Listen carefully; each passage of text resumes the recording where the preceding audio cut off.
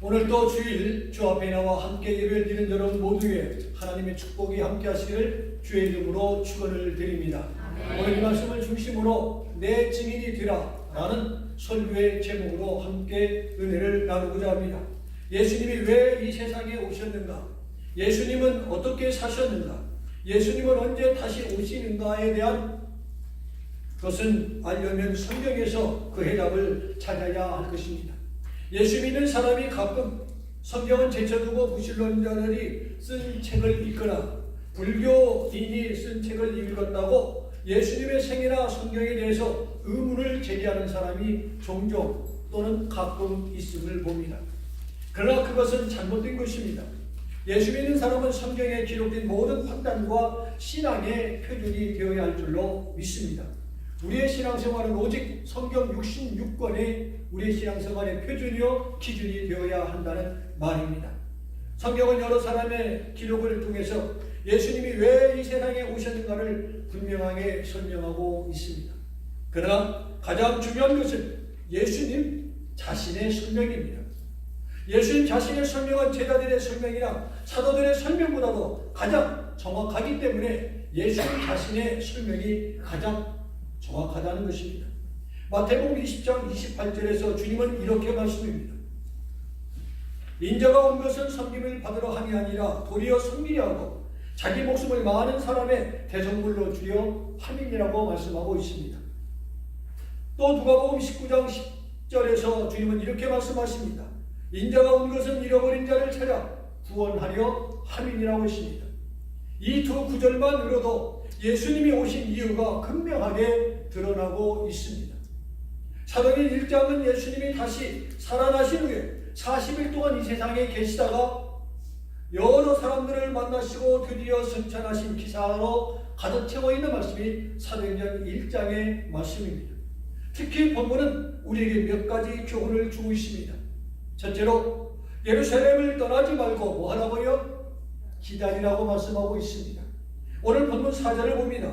사도와 함께 모이사 그들에게 분부하여 이르시되 예루살렘을 떠나지 말고 내게서 들은 바 아버지께서 약속하신 것을 기다리라고 했습니다. 5절에서도 요한은 물로 세례를 베풀었으나 너희는 몇 날이 못 되어 성령으로 세례를 받으리라고 말씀했습니다. 여기서 말하는 약속이 무엇입니까? 성령을 주시겠다는 것입니다. 그 약속을 믿고 기다리되 예루살렘을 떠나지 말고 기다리라고 말씀하고 있습니다. 참고 기다리는 것은 신앙생활의 성공의 비결이요 우리의 오늘을 살아가는 성공의 비책이 되어지는 것입니다. 특히 미국에 사는 저와 여러분들에게 주시는 교훈이 무엇입니까? 미국의 생활은 기다리는 문화입니다. 우리 한국의 문화는 뭐예요? 빨리빨리 문화입니다. 빨리빨리. 컵라면 3분도 못 기다려서 어디에 넣습니까? 뜨거운 물 넣고 거시기 하지요. 그렇게 못 기다립니다. 그러나 하나님은 오늘도 우리를 향하여 기다리라고 말씀하고 있습니다. 공자의 제자였던 자잔이 공자를 떠나면서 물었습니다. 선생님, 세상을 살아가는 데 가장 필요한 미덕을 하나 저에게 가르쳐 주십시오. 그러자 공자는 이렇게 말합니다. 모든 행실의 근본은 참는 것이 제일이니라. 어째서 참아야 합니까? 천자가 참으면 나라에 해가 없을 것이요 재후가 참으면 땅이 커질 것이요 벼슬아치가 참으면 지위가 높아질 것이요 형제가 참으면 집이 부귀할 것이요 부부가 참으면 일생을 같이 해로할 것이고 벗길이 참으면 서로 명예를 떨어뜨리지 아니할 것이고 자신이 참으면 화와 해가 없을 것이니라. 그런데 선생님 또 묻고 싶습니다. 뭐냐? 참지 않으면 어떻게 됩니까? 공자가 또 말합니다. 천자가 참지 않으면 나라가 빈토로 변할 것이요 재후가 참지 못하면 몸조차 없어질 것이요 벼슬아치가 참지 않으면 법에 걸려 죽게 될 것이요 형제가 참지 않으면 각각 분고할 것이요 부부가 참지 않으면 자식이 외로울 것이요 벗길이 참지 않으면 정의가 멀어질 것이요 자신이 참지 않으면 근심이 없어질 것이니라. 참아야 성공하고 참아야 부부가 행복하고 참아야 형제가 화목한 것입니다. 참아야 신앙생활도 성공할 수 있음을 일깨워 주고 있습니다. 예수님이 승천하실 때 그 자리에 500여 명이 목격을 했습니다. 분명히 예수님께서는 500명을 향하여 예루살렘을 떠나지 말고 기다리라고 했습니다. 누구를? 성령을 기다리라고 말씀하여 주셨습니다. 그들에게 떠나지 말고 기다리라고 했습니다. 몇 날이 못 되어 성령을 세례로 받을 것이라고 분명히 말씀하여 주셨습니다. 그런데 오늘 본문 1장 15절을 보니까 남아서 기다린 사람의 수가 몇 명이었어요? 120명. 그래서 120문자라고 하지 않습니다. 120명이 남았으니 몇 명이 떠난 거예요?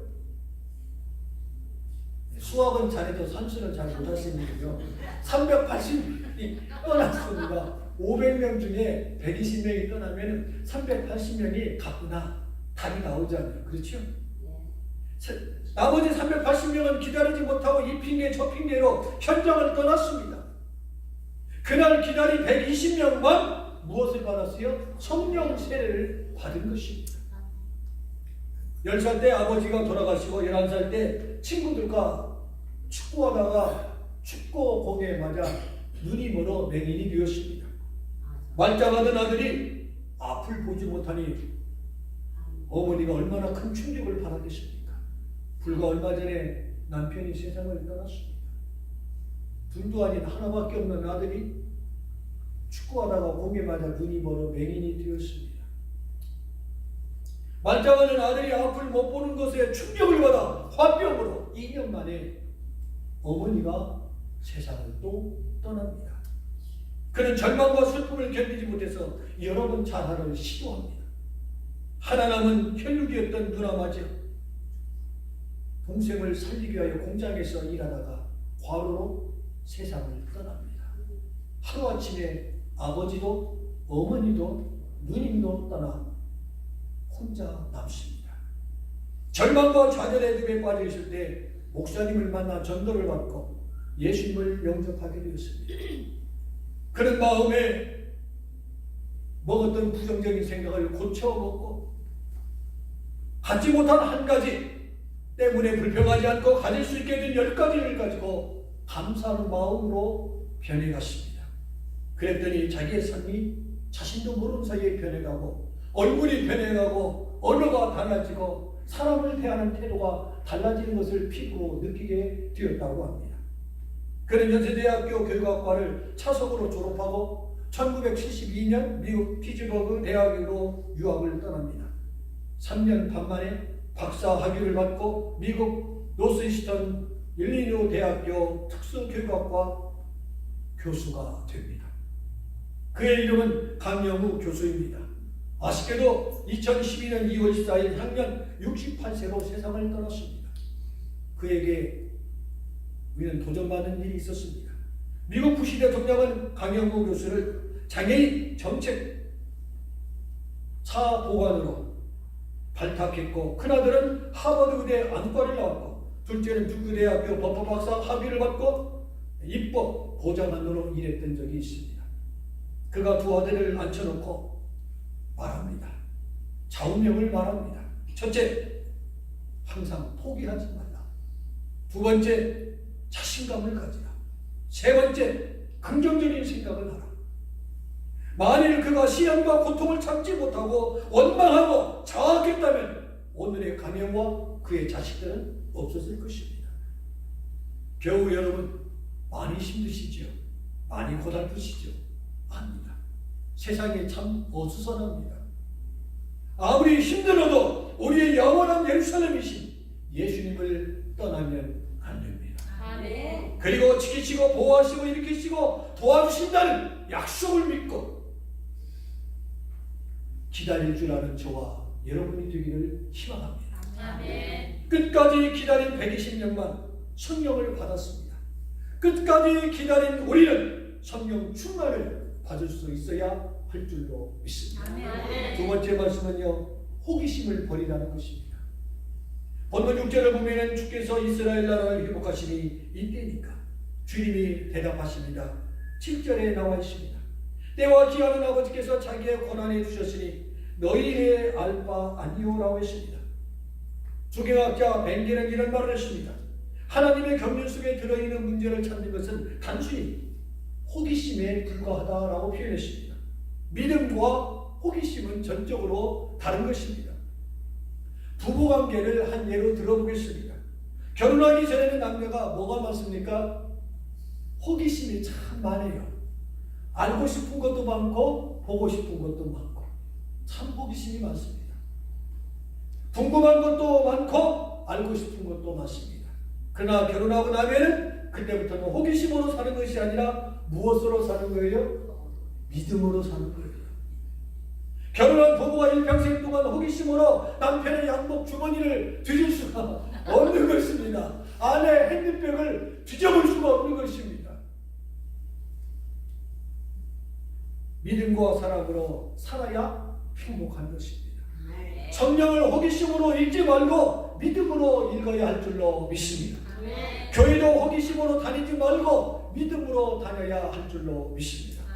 예수님도 호기심으로 바라보지 말고 믿음으로 바라보는 주바라기 성도님이 되기를 축원합니다. 성경은 오늘도 능력과 기적을 행하십니다. 그러나 그 능력과 기적을 호기심으로 바라보면 안 된다는 것입니다. 병자가 고침받고 죄인이 회개하고 삶이 변화되는 것을 호기심이 아니라 하나님의 능력 때문에 나타나는 것을 여러분 기억하십시오.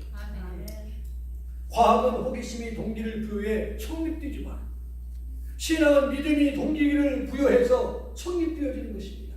그래서 우리는 알려고 하지 말고 무엇에 힘써야 돼요? 믿으려고 힘써야 되는 줄로 압니다. 어느 날 새벽 예배를 이 주일 11시 예배를 마치고 돌아가는 성도들을 배웅하기 위해서 목사님과 장로님들께서 계십니다. 그날따라 목사님이 설교가 자신이 설교를 해도 참 잘 못했어요. 충분히 준비했는데도 불구하고 전달 문제에 참 흠이 있었구나. 성도님들 뵙기가 마음이 참 무거웠고 착잡한 가운데 여기에 딱 서서 인사를 해 나갑니다. 권사님 한 분이 앞에 나와서 인사를 한 다음에 목사님께 작은 말로 표현합니다. 목사님, 오늘 설교 죽었지요? 목사님은 얼굴이 화끈 달아올랐습니다. 곧이어서 목사님이 대답하십니다. 예, 용케도 하시는군요. 제가 오늘 강대상에 올라갔는데 교인들 얼굴을 보니까 얼굴이 다 병들어서 죽서서 그랬어요. 권사님, 죽맛이 어떻던가요? 여러분, 설교도 호기심으로 듣지 말고 하나님의 말씀으로 듣고 받을 수 있는 저와 여러분 되기를 축복합니다. 이제 말씀을 마치겠습니다. 오늘 또 주님은 내 증인이 되라고 말씀하십니다. 오늘 본문 8절에 보이는 오직 성령이 너희에게 임하시는 너희가 권능을 받고 예루살렘과 온 유대와 사마리아 땅 끝까지 이르러 뭐라고요? 내 증인이 되라고 말씀하고 있습니다. 그리고 9절을 보면 이 말씀을 마치고 그들이 보는 데서 울리워 가셨다고 했습니다. 예수님이 승천하시며 마지막 남긴 말씀이 곧 내 증인이 되라는 말씀입니다. 증인이라는 말씀의 원래 원문에 보면은 순교자라는 뜻입니다. 순교자적 각오로 말씀을 복음을 전하는 사람이 바로 증인인 것입니다. 증인이 허위 진술을 하면은 무엇입니까? 위증입니다.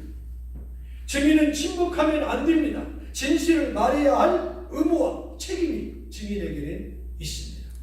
우리가 말해야 할 진실인 과연 무엇입니까? 그것은 예수님은 다시 살아나셨다는 것입니다.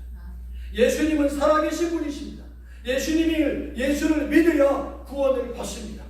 예수님이 우리와 함께 하십니다는 것을 분명하게 자신 있게 말씀해야 됩니다. 우리가 죽으면 천국 갈 수 있습니다. 마치 천국을 다녀온 사람처럼 담대하게 얘기할 줄 알아야 하는 것입니다. 이것이 바로 뭐냐? 믿는 사람의 증인인 것입니다. 입을 열어 내 가족에게, 내 형제에게, 내 이웃과 친구에게 담대하게 말할 수 있기를 희망합니다. 산 예수를 죽었다고 말하는 것은 위증입니다. 증인이 침묵하는 것은 증언을 거부하는 것입니다. 예수님의 증인이 되도록 노력합시다. 증인으로 살아갑시다. 퓨처 센터가 지난해 7월 5일부터 금년 1월 27일까지 미국 내 사는 아시아인 7천여 명에게 여론조사를 했습니다. 그 설문조사 결과 미국 내 한인이 무려 무교가 23%였습니다. 그런데 몇 퍼센트로 늘은 줄 아세요? 34%로 늘어났습니다. 또 한 가지 놀라운 사실은요, 기독교인 71%에서 59%로 줄었다는 조사 결과가 나왔습니다. 10년마다 조사 결과입니다. 무교가 23에서 34%로 늘었다는 것은 참으로 불행한 일입니다. 나는 종교가 없습니다라는 것이 늘어난 것입니다. 또 다른 면에서 당신 종교가 무엇이오라고 대답한 사람이 기독교인이라고 말한 사람이 71% 안에는 로마 캐톨릭도 들어있습니다. 그런데 코로나가 끝난 지난해 금년 1월 27일치에서 조사 결과 59%만이 나는 크리스찬이요, 로마 캐톨릭이라고 대답을 했다고 합니다. 몇 퍼센트가 줄었어요? 산수를 잘 못하시니까 제가 하겠습니다. 12%가 줄었어요. 엄청나죠. 대한민국에도 몇만 개가 아니라 10만 개 이상의 교회가 없어졌습니다. 몇십만 명의 기독교인이 죽었습니다. 저는 1986년 1월 10일 날 미국에 왔습니다. 그때 인구가 적었음에도 불구하고 기독교인이 1200만 명이었습니다. 당신 종교가 무엇이요? 예, 기독교인이다 하는 사람이 1200만 명. 몇 명이요? 1200만 명. 출석교인이 950만 명이었습니다. 지금 2023년도 출석교인이 550만 명입니다. 반쪽입니다. 교회에는 주일학교, 중고등부가 없습니다. 미국도 마찬가지입니다. 과거에는 미국이라는 나라가 선교하는 나라였지만 이제는 선교를 받아야 할 나라가 되고 말았습니다. 우리 이민 1세가 신앙의 열정을 가지고 섬기지 못할 때 우리의 자녀나 우리의 손주들은 교회를 다 떠나게 될 것입니다. 유럽을 흉보았지만 유럽의 모습을 우리는 재현시킬 수밖에 없는 현실 속에 살아갑니다. 결정은 우리가 스스로 내려야 할 때가 된 것입니다. 진정 나는 예수님의 산 증인인가? 복음을 전하고 있는가? 내 때에서 우리 가정의 신앙의 문을 닫을 것인가? 개선할 것인가? 대한민국이나 미국이나 한인 사이의 공통점은 무엇입니까? 신앙에 대한 열정이 식어져가고 있다는 것이 저 개인의 판단입니다. 우리의 열정이 다시 한번 불릴 듯 일어나기를 축복합니다. 아멘. 신앙의 열정이 자녀들에게 보여질 수 있기를 희망합니다. 아멘. 주는 그리스도시요 살아계신 하나님 아버지심을 증거할 수 있는 저와 여러분이 되기를 원합니다. 아멘. 박우영 교수가 얘기한 것처럼 무엇을 가지라고요? 포기하지 말라고, 긍정적으로 생각하라고, 열정을 가지라고. 내가 열정이 없는데, 내가 매사에 부정적인데 내 자녀에게 희망을 거는 것은 맞지 않는 것입니다. 롤 모델이 되어줄 수 있는 어버이들이 되기를 희망합니다. 아멘. 용기를 가지십시오. 오늘 이 시간부터 부정적인 생각 갖지 마시고, 부정적인 말 하지 말고, 할 수 있다, 능치 못하시니 없는 믿음을 가지고 용기를 낼 수 있는 저와 여러분들을 주의 이름으로 축원을 드립니다.